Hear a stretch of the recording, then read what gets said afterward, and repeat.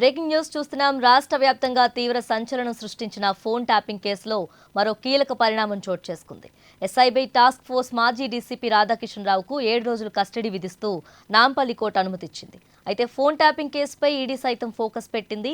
హవాలా మార్గంలో భారీగా డబ్బు తరలింపు జరిగినట్లు సమాచారం ఉండడంతో ఈడీ ఈ కేసులో ఎవరి పాత్ర ఎంత ఉందనే అంశంపై దృష్టి సారించింది.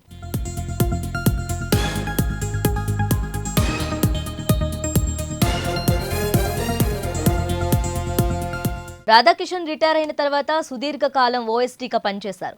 ఆ టైంలో ఫోన్ ట్యాపింగ్ ద్వారా వచ్చిన సమాచారాన్ని అప్పటి అధికార పార్టీకి బెనిఫిట్ అయ్యేలా వ్యవహరించారు.